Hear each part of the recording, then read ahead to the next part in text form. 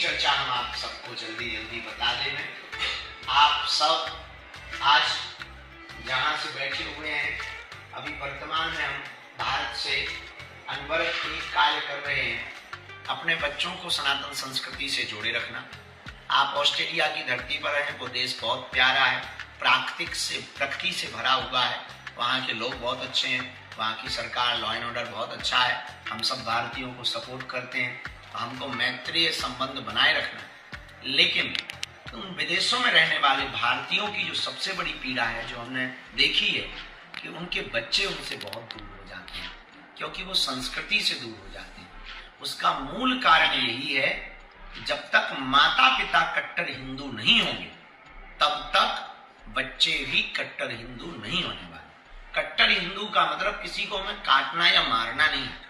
कट्टर हिंदू का मतलब है अपनी स्पिरिचुअलिटी के प्रति, अपने कल्चर के प्रति अलर्ट रहना, अपने सनातन के प्रति सावधान रहना। हम अपनी तर्क संगत बातें लोगों को रख सकते, हम अपने अध्यात्म की बातों को तर्क पूर्वक रख सकें। ज्ञान जो हमारे सनातन धर्म का है, उसको विज्ञान के साथ अनुबंध करके सामने रख सकें। हम किसी के विरोध में नहीं, पर अपने पक्ष में हमेशा रहते हैं।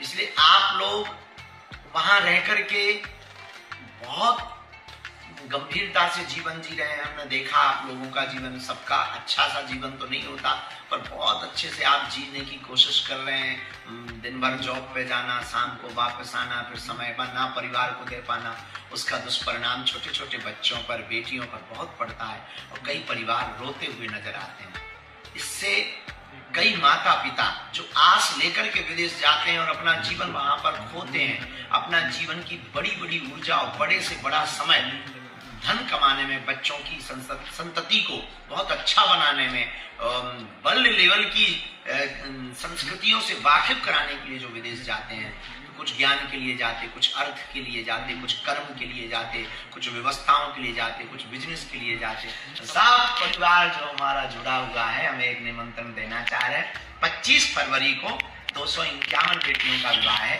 हमारा निमंत्रण यहीं से स्वीकार करो, सपरिवार से। जो आ पाओ सो ठीक है, ना आ पाओ वहीं से आप हनुमान जी के लिए एक प्रार्थना करना, उन बेटियों के लिए एक एक हनुमान चालीसा पढ़ देना। वो बेटियां हैं जिनके माँ बाप नहीं। 251 बेटियों में 108 आदिवासी बेटियां हैं, क्योंकि सबसे ज्यादा भारत में वो लोग बहुत पिछड़े रहते हैं। भारत में उनको कोई पूछता नहीं, वो अपने आप को अलग मानते, जंगलों में रहते, उनके पास कोई जाता नहीं है, नेता अपनी राजनीति पर चमकाते हैं, धर्मगुरु उन तक पहुंच नहीं पाते। सबसे ज्यादा सॉफ्ट टारगेट है कन्वर्जन के लिए वही, जो दूसरे मजहब के लोग उनको टारगेट करते हैं। हमें और कोई दिक्कत नहीं, हमें अपने लोगों को सतर्क करना है, उनको जोड़ना है। तो 108 आदिवासी बेटियों का भी इस बार विवाह है। 151 सब जात की बेटियां हैं, सभी बिरादरी। इस देश में अब सब हिंदू हैं, कोई पिछड़ा नहीं। हमने सोचा कि इनको सम्मान दिलाया जाए, तो क्या किया जाए? हमने सोचा, कई बार ऐसी खबरें मिलती हैं, घोड़ों से उतार दिया। हर बेटी के वर को, यानी हम अपने दामादों को सम्मान देने के लिए मंच पर बड़े बड़े संत महंत को आशीर्वाद देने आते ही हैं, हर बेटी के वर को घोड़े पर बैठवाएं। ये हमने नहीं, ताकि वो अपना गौरव प्राप्त कर सकें, वो ये महसूस कर सकें कि हम सब हिंदू भाई भाई। और एक और अभी हम दिन रात बैठक कर रहे हैं। पिछली बार जब कन्या विवाह हुआ था तो सबको मोटरसाइकिल दी और सामग्री दी। इस बार भी सामग्री पूरी दे रहे हैं। डबल बेड है, सोफा है, एलईडी है, मिक्सर मशीन है, किचन सेट है, सोने की नाक की कील है, पायल है, बिछिया है, कंबल है, गैस है, चूल्हा है, अलमारी है, ड्रेसिंग टेबल है। और इस बार हम सब बेटियों को आत्मनिर्भर बनाना चाहते, तो एक एक सिलाई मशीन भी दे रहे हैं। और इतना ही नहीं, पिछली बार मोटरसाइकिल दी थी, तो उससे तो बहुत ज्यादा आत्मनिर्भर होने का मतलब नहीं निकलता। इस बार हमने सोचा हर बेटी को एक एक आटा चक्की दें, जो मसाला भी पीसे, आटा भी पीसे, और वो अपने गांव में जाकर के आटा वाली कहलाए, चक्की वाली कहलाने लगे, और उनको रोजगार की वो मिले, ताकि, क्योंकि वो दीनहीन परिवार होते, वो माता पितृहीन बेटियां होती, उनके माँ बाप नहीं होते। तो उन बेटियों के विवाह में अगर आप आ सको, इस बहाने अगर भारत घूमने का मन करे तो कम, और इस बहाने अगर उत्सव में आने का अगर मन करे बहुत अच्छा होगा।